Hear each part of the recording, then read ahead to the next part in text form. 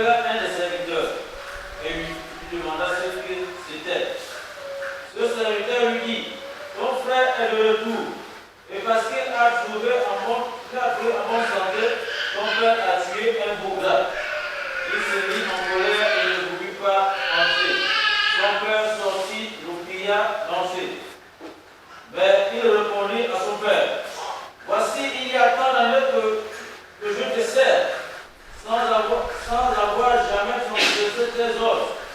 Et jamais tu ne m'as donné un chevreau pour que je me réjouisse avec mes amis.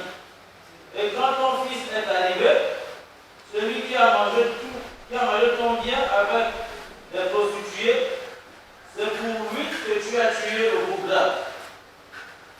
Mon enfant, lui dit le père, tu es toujours avec moi et tout ce que j'ai est à toi. Mais il fallait bien s'égayer et se réjouir, parce que ton frère que voici était mort et qu'il est revenu à la vie, parce qu'il était perdu et qu'il est revenu. On va s'arrêter là. Donc, chez vous, vous méditerez sur l'attitude du grand frère, du fils aîné. Ce n'est pas l'objet de l'enseignement d'aujourd'hui. Mais sachez que c'est comme les enfants de Dieu qui sont censés lui appartenir. Donc l'héritage est à eux. Et qui prie encore, Seigneur, bénis-moi. Seigneur, apporte-moi ceci ou cela. Nous verrons dans Isaïe 58 que le bien-être, vous n'avez pas besoin de le demander, c'est un cadeau que le Seigneur vous apporte. Si un enfant est déjà fermement en Christ, un homme est déjà fermement en Christ, il n'a plus besoin de demander les bénédictions. C'est l'une des premières choses que le Seigneur t'apporte. Tu dois demander autre chose, plus les bénédictions. Les bénédictions, c'est un cadeau. Mais méditez ça chez vous. Mais revenons sur le fils cadet. Il rentre au-dedans de lui, il prend conscience de sa situation, il se rend compte qu'il n'est pas heureux, il n'est pas en bonne santé, il n'a pas l'argent, il n'a pas la nourriture, il n'a pas le travail, il n'a pas une femme, il n'a pas les enfants, il n'a pas de maison. Ce sont les situations que chacun d'entre nous traverse. Et il se rend compte que son père peut arranger ça. Mais pour que le père arrange, il faut que le fils aille vers le père. Or, la plupart des gens veulent que le père soit là-bas et il envoie les bénédictions ici. Donc, le fils a dit, chacun d'entre nous, les enfants de Dieu, comme ils s'appellent, ne vont pas vers le père, ils attendent que le père vienne. Envoie les bénédictions. Le père est là-bas, il envoie les bénédictions. Mais le fils, il a été béni loin du père ou avec le père? Avec le père, il est parti. Première chose. Deuxième chose, quand le fils a été béni, il a dit encore au père, donne-moi encore d'autres biens, je retourne. Il est resté. Là aussi, c'est un point clé que vous devez retenir. Il a pris conscience, il a marché, en chemin le père arrive, et l'embrasse, ils repartent à la maison, le père organise une fête, le fils dit, là où j'étais, ce n'était pas bon, je reste maintenant ici. Je reste maintenant ici, chez mon père, ici il y a tout. Là où j'étais là-bas, c'était la souffrance.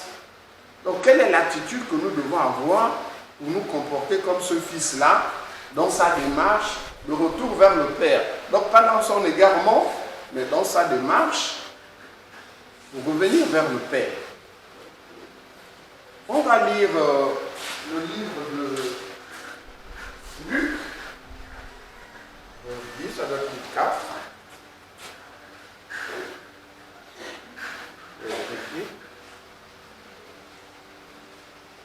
Voilà. Luc chapitre 4, versets 1 à 2. C'est là, super. Luc chapitre 4, verset 1 à 2. Suivez bien. 1 à 2. Il est dit, Jésus se mit de nouveau à enseigner au bord de la mer. Luc chapitre 4. Oui.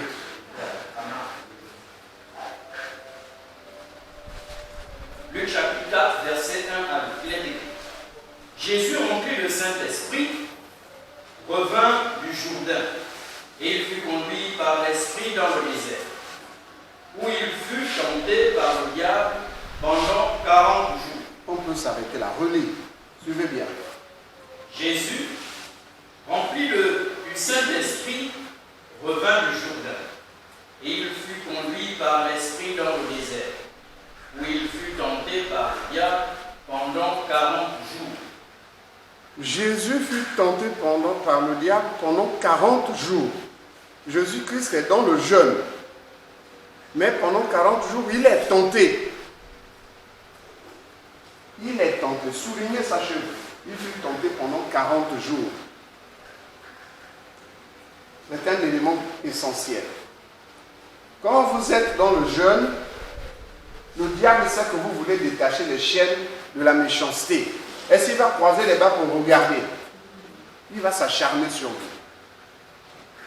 Il va s'acharner sur vous. Souvent, quand vous jeûnez, vous oubliez ce détail-là. Notez ça.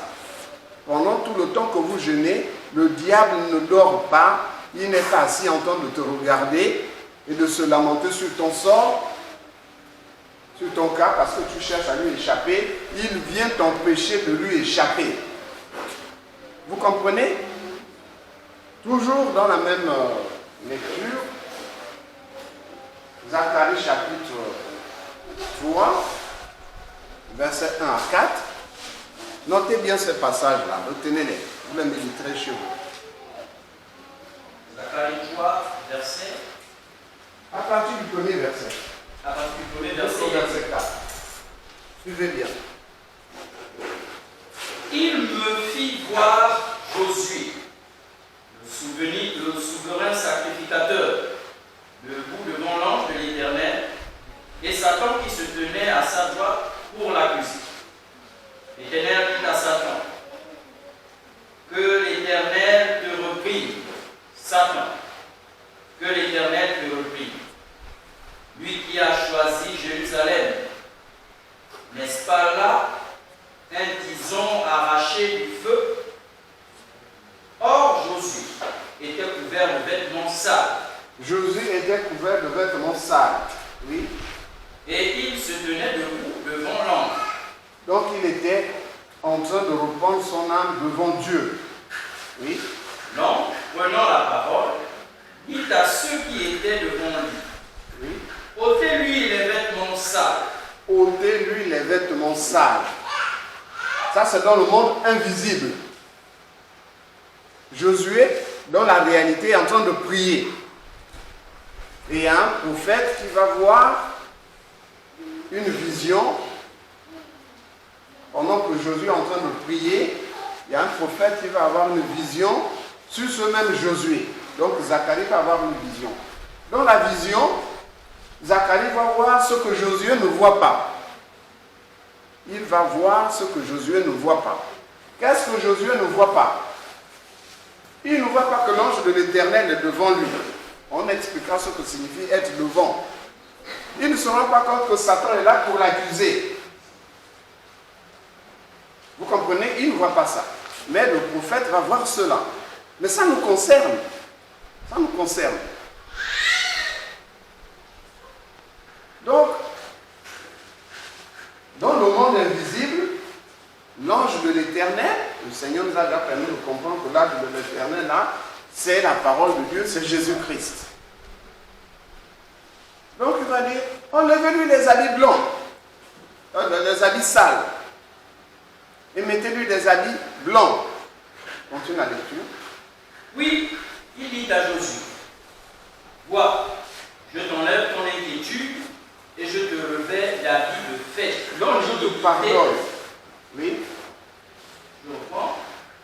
Vois, je t'enlève ton iniquité et je te revêt d'habits de fête.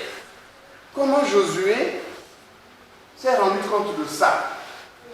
Comment vous vous rendez compte que les habits blancs vous ont été mis et que l'iniquité a été effacée? Souvenez-vous, quand vous sortez du jeûne, vous vous sentez comme bien, les choses sont comme faciles. Vous comprenez? C'est ça, les vêtements blancs qui ont été enlevés et un vêtement blanc a été rajouté, a été mis sur vous. Et cette sensation-là, il vous donne comme